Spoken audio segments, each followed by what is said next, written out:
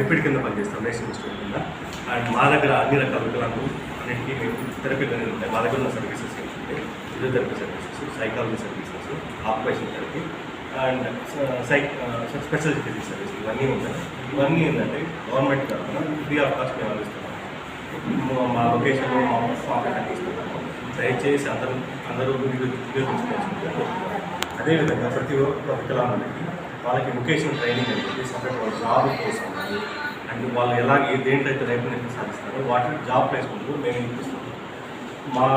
మేము ఉండేది వెంకటాచలంలో ప్రస్తుతానికి.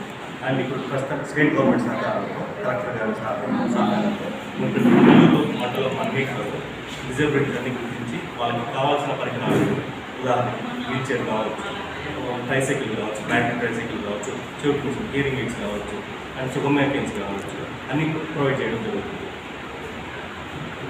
దీనికి సంబంధించి వాళ్ళకి ఏ వికలాంగులకైనా సరే కావాల్సింది ఏంటంటే ఒక ఆధార్ కార్డు, వాళ్ళకి ఆధార్ కార్డు అలానే ఉంటుంది.